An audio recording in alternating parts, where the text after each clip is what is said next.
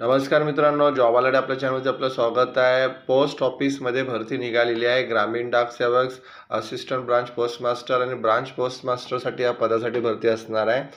21,000 पेक्षा जास्त जागेसाठी भरती असणार आहे. शैक्षणिक पात्रता फक्त 10वी उत्तीर्ण दिलेली आहे.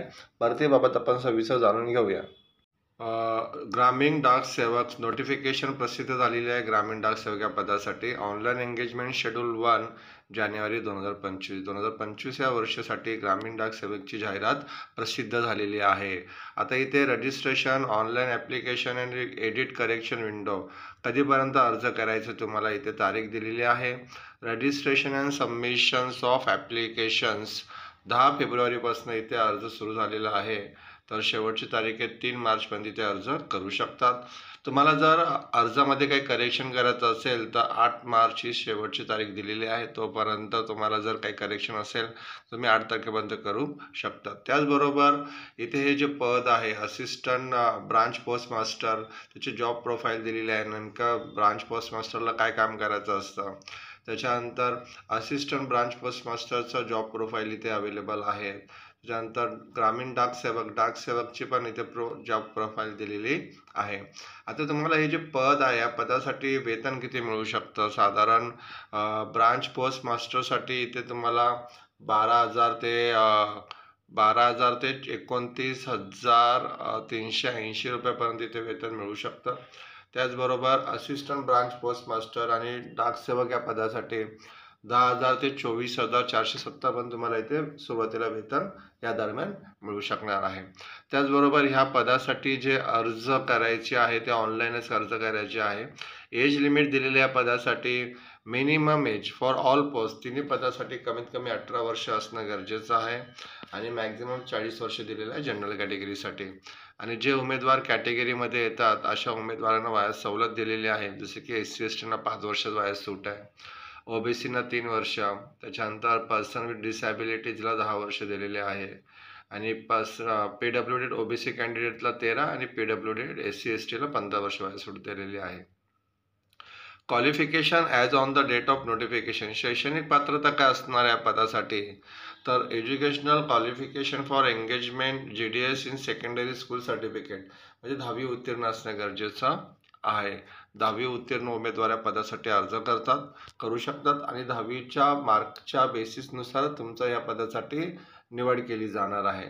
त्याच्यानंतर the applicant should have study the local language at least up to the 10th standard from the recognise board आणि 10वीपर्यंत तुम्ही ज्या राज्यासाठी अर्ज करणार आहात त्या राज्याची लोकल भाषा तुम्ही शिकली पाहिजे. तुम्हाला 10वीला तो विषय असला पाहिजे. त्याच्यानंतर provision for engagement of GDC in the state of Arunachal प्रदेशचं दिलेलं आहे. आता इथे अदर क्वालिफिकेशन दिलेलं बघा, knowledge of computer, knowledge of cycling, educate means of livelihood, computer आलं पाहिजे, सायकलिंग आलं पाहिजे आणि इतर जगण्याचे साधन पण तुमच्याकडे असणं गरजेचं आहे. रिझर्वेशन दिलेलं आहे SC ST कॅन्डिडेटसाठी. त्याचबरोबर इथे हाऊ टू अप्लाय, अर्ज कसा करायचा तुम्हाला या पदासाठी ऑनलाईनच अर्ज करायचा आहे. तर online mode only at the India post GDS online.gu या वेबसाईटवरती जाऊनच तुम्हाला अर्ज करायचा आहे. ऑनलाईन अर्जाच्या व्यतिरिक्त कोणतेही अर्ज इथे स्वीकारले जाणार नाही आहे. सिलेक्शन क्रायटेरियाज, निवड कशी केली जाणार इथे तुमची तर तुमची निवड इथे सिस्टम जनरेटेड मेरिट लिस्ट बनणार आहे. The applicant will be shortlisted for the engagement on the basis of system generated merit list. त्यानंतर merit list will be prepared on the basis of the marks obtained in secondary school examination of 10th standard recognized board. आहे का नाही, म्हणजे 10वीच्या पर्सेंटेजच्या मार्क्सवरतीच इथे तुमची merit list बनणार आहे आणि त्यानुसारच इथे विद्यार्थ्यांचं सिलेक्शन केलं जाणार आहे. म्हणजे 10वीला त्यांना जास्त मार्क्स असतील त्यांचं इथं सिलेक्शन होण्याचे चान्सेस जास्त आहे. साधारण तुम्ही मागच्या वर्षीचा कट ऑफ बघू शकता कॅटेगरी वाईज किती आहेत. ज्यांना 85+ मार्क्स असतील, 90+ मार्क्स असतील अशा विद्यार्थ्यांचं इथं सिलेक्शन होण्याचे चान्सेस जास्त आहे. त्याच्यानंतर इथे तुम्हाला डॉक्युमेंट्स काय लागणार आहे ज्या सिलेक्शन झाल्यानंतर The following documents in original and 2 sets self-attested copy for submissions.